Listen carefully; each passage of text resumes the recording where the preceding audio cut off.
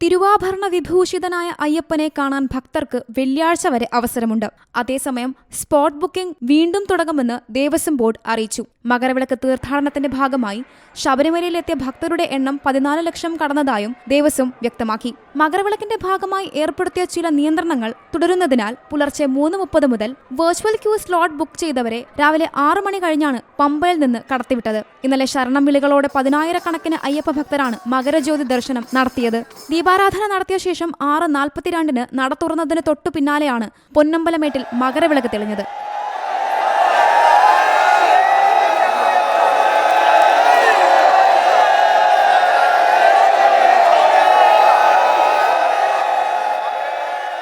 വൈകിട്ട് 6:44 മകരവിളക്ക് ദർശനം. മകരവിളക്കിന് മുന്നോടിയായി നേരത്തെ തന്നെ ശബരിമല സന്നിധാനവും വ്യൂ പോയിന്റുകളും തീർത്ഥാടകരാൽ നിറഞ്ഞിരുന്നു. ഇടുക്കിയിലെ പുല്ലുമേട്, പരുന്തുംപാറ, പാഞ്ചാലിമേട് എന്നിവിടങ്ങളിലും ആയിരക്കണക്കിന് ഭക്തരാണ് മകരജ്യോതി കണ്ടത്. ഇത്തവണ 7245 ഭക്തരാണ് മകരജ്യോതി ദർശനത്തിനായി പുല്ലുമേട്ടിലെത്തിയത്. സത്രം വഴി 3360 പേരും കോഴിക്കാനം വഴി 1885 പേരും എത്തി. ശബരിമലയിൽ നിന്നും പാണ്ഡ്യത്താവളം വഴി 2000 പേരാണ് എത്തിയത്. ജില്ലയിലെ മറ്റു കാഴ്ചാ കേന്ദ്രങ്ങളായ പരുന്തുംപാറയിൽ 2500 പേരും പാഞ്ചാലിമേടിൽ 1100 പേരും മകരജ്യോതി ദർശിക്കാനെത്തി.